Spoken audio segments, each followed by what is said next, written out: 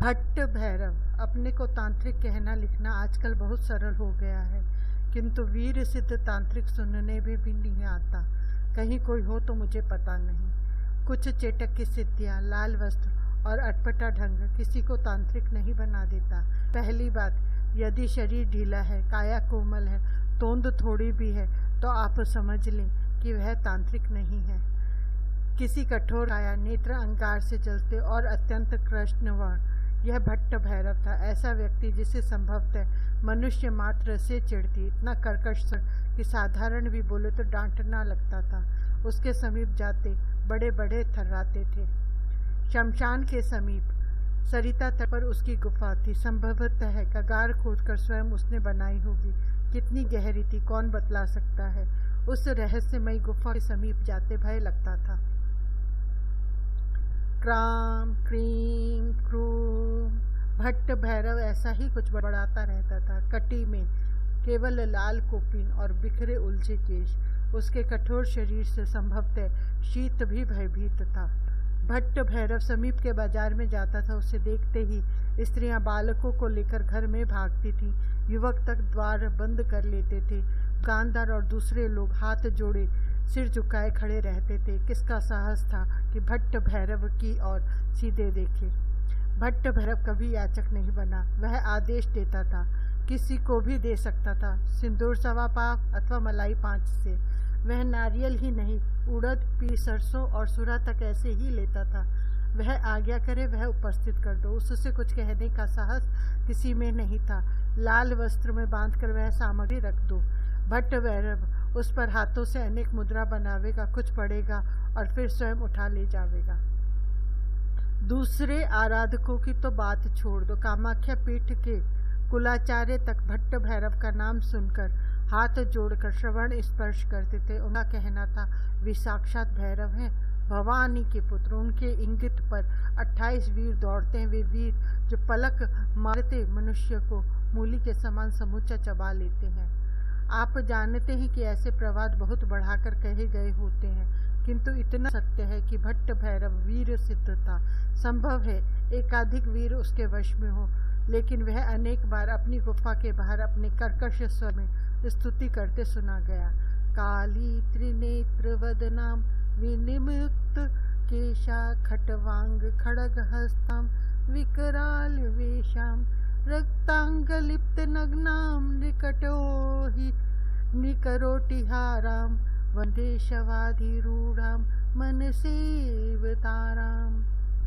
आप यदि कर्म शास्त्र से कुछ भी परिचित है तो भट्ट भैरव को पहचानने में आपको कठिनाई नहीं होनी चाहिए। दस्यु दुर्दम की उग्रता ने उसे कालीवाड़ी के पुजारी के रूप में जन्म दिया। उसमें दृढ़ आस्था बनी रही और वह शांत सर्वोपकारी भी था, किंतु काला पहाड़ ने उसका शिरच्छेद किया। काली के प्रति असीम आस्था और अपनी असहायता का अनुभव लेकर वह मरा। अब भट्ट भैरव के रूप में भी वह तारा का आराधक है। उसे सामर्थ्य प्राप्त हो गई है। अब वह अपनी मुंड मालिनी को नरमुंड अर्पित करता है। अपना छाग उपस्थित करो। अकस्मात भट्ट भैरव ने बाजार में पहुंचकर एक को एक दिन आदेश दिया। जिसे आदेश दिया गया था दोनों हाथ जोड़े कांपता खड़ा हो गया। उसके मुख से भय के कारण शब्द नहीं निकल पा रहे थे। भट्ट भैरव प्रतिवाद सुनने का अभ्यस्त नहीं है। भट्ट भैरव ने गर्जना की, प्रभो प्रतिवाद नहीं करता। यदि छाग होता वह लगभग घिघिया रहा था। उसे भय था कहीं छाग के स्थान पर उसी की बलि न दे दी जाए। तुम्हारे पास छाग नहीं है? भैरव ने घूमकर उसे देखा। ऐसी भूल कैसे हुई? भट्ट भैरव तो अब विद्यमान को उपस्थित करने का आदेश नहीं देता था प्रभु। उसने गिड़गिड़ाकर कहा, अभी आज ही कंपनी की कोठी का साहब बलपूर्वक ले गया। अच्छा, ये ललमुहे अब भट्ट भैरव के भाग को भी ले जाने का साहस करने लगे हैं। मनुष्य इतना विकट अट्टहास भी कर सकता है, यह उस दिन उन लोगों ने देखा। भय के कारण आसपास के लोग कांप उठे। छाग के स्थान पर भगवती ललमुहे की महाबली मांगती हैं। उन दिनों बंगाल में कंपनी का शासन स्थापित हो गया था। स्थान स्थान पर कंपनी के अंग्रेज अधिकारियों की कोठियां थी। उनमें प्रत्येक अपने आप में निरंकुश शासक था। भारतीय सिपाही उनके आज्ञापालक थे। किसी से कुछ छीन लेना, किसी के साथ कैसा भी कठोर व्यवहार करना और कुछ भी अकर्णीय कर बैठना अंग्रेजों के लिए साधारण बात थी। देशी काले लोगों को उत्पीड़ित करना तो उनका विनोद था। किसी अंग्रेज की बलि दी जाएगी, कल्पना से बाहर की बात। यदि कुछ ऐसा हुआ तो बस्ती का नाम भी बचा रहेगा। अनेक लोग आतंक के कारण हाथ जोड़े आगे आ गए। उन ललमुओं की कोठी में कोई नचनिया भी है? भट्ट भैरव ने पूछा। पता नहीं क्यों भट्ट भैरव कभी किसी कंठीधारी वैष्णव को कोई आदेश नहीं देता। वह नाम कीर्तन करने वाले वैष्णवों को तिरस्कार पूर्वक भले नचनिया कहे, किंतु उनसे दूर रहना चाहता है। नहीं, एक ने कहा, उन सर्वेभक्षी साहबों से वैष्णव घृणा करते। कोई वैष्णव प्राण जाने के भय से भी त्राण पाने को उनकी सेवा नहीं करेगा। कोई किसी ललमुहे संबंध में कुछ पूछे तो कह देना भट्ट भैरव जानता है। भट्ट भैरव ने आश्वस्त होकर कहा। वहीं थोड़े सरसप के पीले दाने लिए उसने और कुछ पढ़कर एक और फेंक दिए। भयंकर समाचार। कंपनी की कोठी का बड़ा साहिब रात्रि से नहीं है। छोटे साहब गुस्से से पागल हो रहे। संतरी ने उन्हें बताया। रात में बड़े साहब कोठे से अकेले निकले। वे जैसे आधी नींद से उठे हो, अपने सोने के कपड़ों में ही ऊँघते जैसे चले गए। संतरी के सैल्यूट का भी उन्होंने उत्तर नहीं दिया। कोई अंग्रेज सोने के कपड़ों में चले, असंभव बात लगती है छोटे साहब को। पूछताछ को भेजे गए सिपाही कहते हैं कि साहब भट्ट भैरव की गुफा की ओर जाते देखे गए।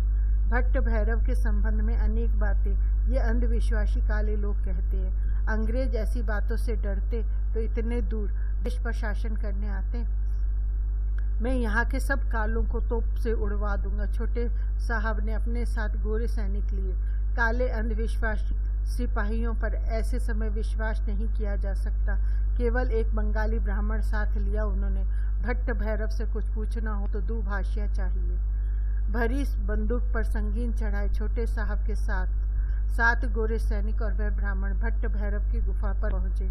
छोटे साहब पूरी सेना ले जाते यदि वहां उपलब्ध होती, किंतु वहां इतने ही गोरी सैनिक थे। बड़ा साहब इधर आया। छोटे साहब ने ही अपनी टूटी फूटी हिंदी में पूछा, सच बोलना नहीं तो हम तुमको शूट करेगा।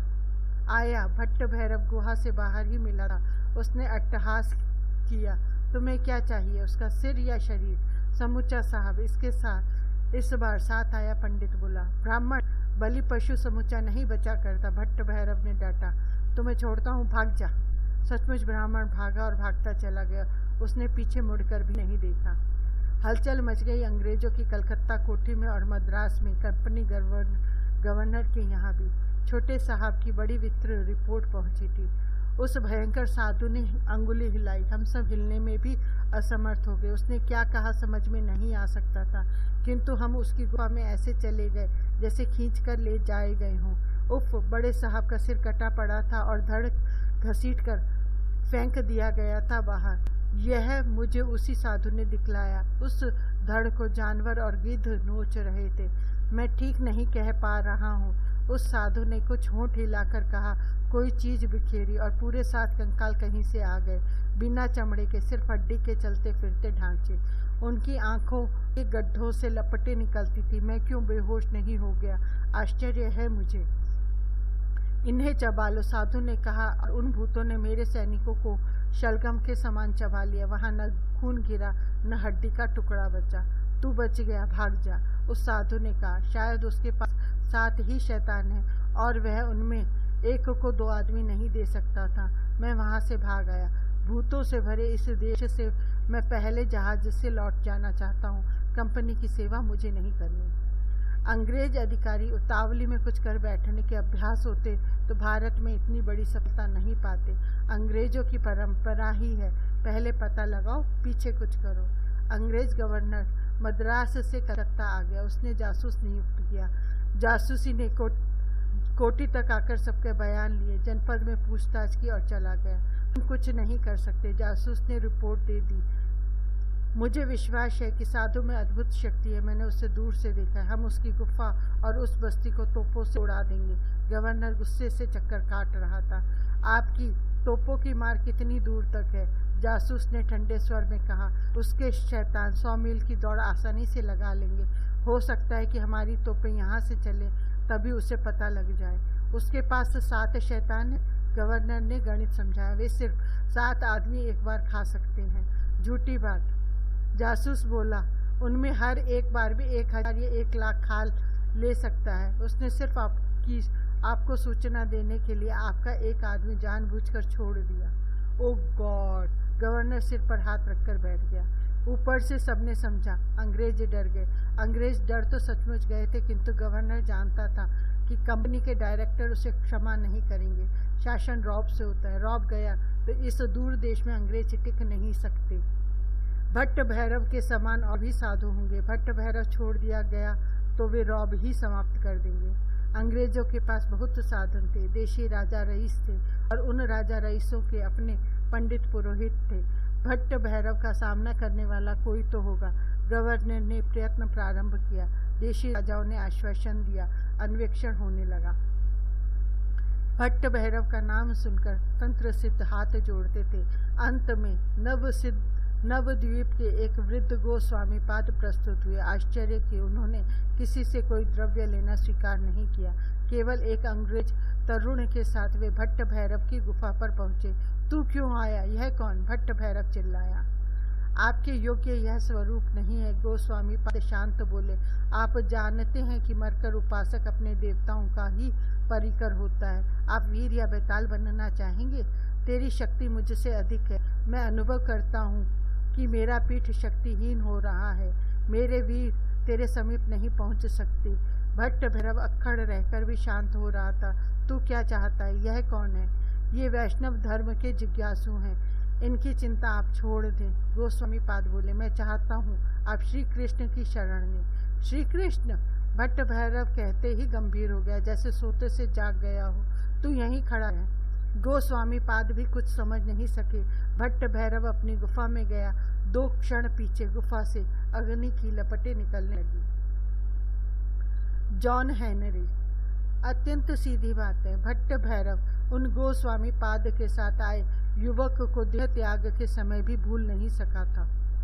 अतः भारत में उत्पन्न न होकर इंग्लैंड में उत्पन्न हुआ। उसी तरुण का पुत्र बना, किंतु उसके अपने संस्कार कहाँ जाते। बचपन से ही उसे भारत देखने की धुन चढ़ी। उस समय किसी अंग्रेज के लिए भारत आना कठिन नहीं था। कठिन यह था कि जॉन हेनरी कोई नौकरी स्वीकार नहीं करना चाहता था। वह स्वतंत्र अध्ययन करने आना चाहता था। भारत में कंपनी का शासन समाप्त हो गया। यहाँ का प्रथम स्वाधीनता संग्राम विफल हो गया। संघर्ष के संचालक और सिपाही कुचल दिए गए, गोलियों से उड़ा दिए गए या फांसी पर लटका दिए गए। यह सब हुआ भारतीयों के ही द्वारा। मुट्ठी भर अंग्रेज क्या कर लेते, लेकिन देशी राज्य और नमक हलाल बनने का मिथ्याभिमान भारतीयों के द्वारा भाइयों को ही मारने का अस्त्र बना। दिल्ली दरबार का आयोजन हुआ तो जॉन हेनरी को भी आने का अवसर मिल गया। जॉन यहाँ से लौट जाने तो आया नहीं था, संस्कृत सीखने में लग गया। वह यहाँ के अंग्रेज अधिकारियों का सजातीय था। सब प्रकार की सुविधा उसे सुलभ हुई। संस्कृत सीखने में और भी अंग्रेज लग गए थे। जॉन को उनका भी सहयोग मिला। भाषा तो जॉन शीघ्र सीख गया। वह संस्कृत और हिंदी भी बोलने लगा, किंतु उसे साधना करने की धुन चढ़ गई। वह भारतीय साधुओं के पास भटकने लगा। जॉन को तांत्रिक बहुत मिले, बहुत चमत्कारी, किंतु चमत्कारों में अन्य यूरोपियों के विपरीत उसकी आस्था नहीं थी। वह कह देता था, यह बहुत छोटी वस्तु है। उसने योग तथा दर्शन का अध्ययन किया था। उसे धोखा नहीं दिया जा सकता था। दूसरी ओर उसका पूर्व संस्कार भावित अंतःकरण कहता था, उपासना बड़ी है, वैष्णव उपासना महान है। उसने इस दिशा में जितना अध्ययन किया, उसकी धारणा दृढ़ होती गई। जॉन हेनरी को अंग्रेज अधिकारी पागल भले कहते थे, किंतु वे कंगाल रहे। यह उनको अपना जातीय अपमान लगता था। तत्कालीन वायसराय ने नीचे के अंग्रेज बड़े अधिकारियों को निजी पत्र भेज दिए थे कि वे हेनरी का ध्यान रखें, उसे असुविधा न हो। देशी अधिकारियों के लिए तो उस समय अंग्रेज मात्र स्वामी था। हेनरी को सुख सुविधा जुटाकर वे अपने को धन्य मानते थे। अतः हेनरी को कभी आर्थिक अभाव नहीं हुआ। बड़ी कठिनाई हुई साधना को लेकर। कोई अच्छा साधु उसे शिष्य बनाना स्वीकार ही नहीं करता था। उसे तांत्रिक दीक्षा लेनी नहीं थी। श्री शंकराचार्य का निर्गुण तत्व उसकी समझ में नहीं आता था। और जो उपासक साधु थे पूछते थे, तुम किस कुल के हो, तुम्हारी श्रद्धा किस में है। जॉन यह जानता था कि ईसाई पादरी चाहे कैथोलिक हो या प्रोटेस्टेंट, सबको अपने संप्रदाय की दीक्षा दे देते थे। किसी मुसलमान मौलवी को भी किसी को कलमा पढ़ाने में कठिनाई नहीं। भारत में ही अनेक ऐसे संप्रदाय हैं जो शीघ्र दीक्षा दे देते हैं, किंतु ये उपासक साधु तो अद्भुत ही है। हेनरी मुग्ध था इस तथ्य पर कि उपासकों का आराध्य जो उसे मानो बन जाता है, ऐसा आश्वासन तो दूसरा कोई दे नहीं सकता। बहुत पूछताछ पर एक बड़े विद्वान ने उसे बतलाया, आप जिस उपासना कुल के होंगे केवल उसी का आचार्य आपको दीक्षा दे सकेगा। उपासना कुल, इंग्लैंड में ऐसा कुछ नहीं है। जॉन हैरानी से बोला, मेरा तात्पर्य आपके पूर्व जन्मों के उपासना संस्कारों से है।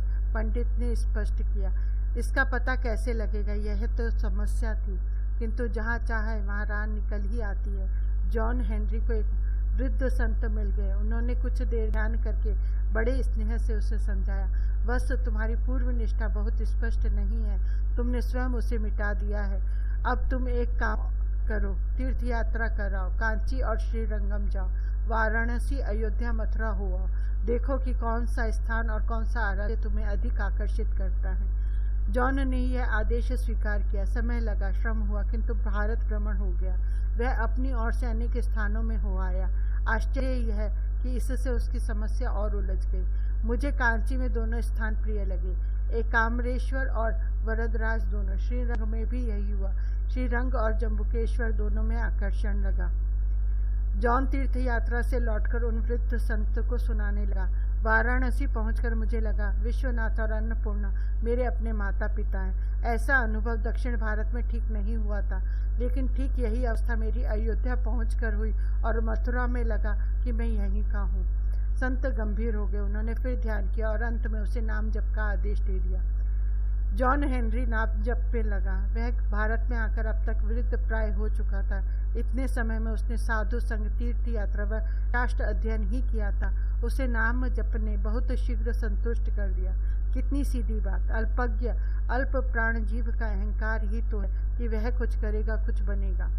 हेनरी प्रायः स्वयं से ही कहता था, कृष्ण तो दयामय है, उस पर छोड़ दो, वह जो बनावे बनने को प्रस्तुत रहो। कुछ करना ही हो तो उसका नाम लो, उसका स्मरण करो। वह पर कहाँ है, वह तो अपना है। जॉन हेनरी भारत आने से पूर्व ही निरामिष भोजी हो गया था।